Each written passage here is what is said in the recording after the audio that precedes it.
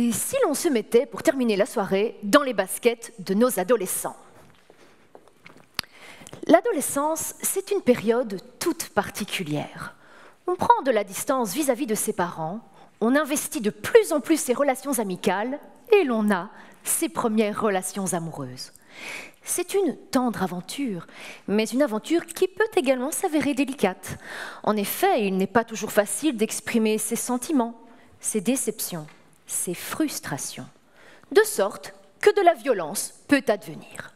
Et c'est là que j'interviens avec ma thèse en me demandant « mais en quoi consistent ces violences et quelles en sont les dynamiques sous-jacentes ?»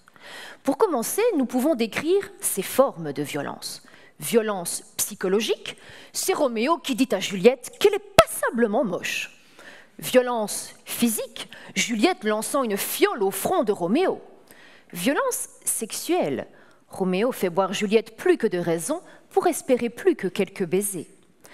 Également, nouvellement étudiée, la violence cybernétique, où l'on voit Roméo et Juliette se harceler sur les réseaux sociaux, voire même s'y faire une mauvaise réputation. Pour investiguer cela dans ma thèse, je distribue des questionnaires à des centaines de jeunes et puis j'étudie tout cela statistiquement. J'investigue ainsi ce que les jeunes pensent de ces violences. Trouvent-ils cela normal? Trouvent-ils cela acceptable? C'est ce que l'on appelle en psychologie des attitudes. Aussi, je traite les cognitions sociales et plus précisément l'empathie. L'empathie, c'est le fait de pouvoir comprendre ce que pense l'autre, ce qu'il éprouve.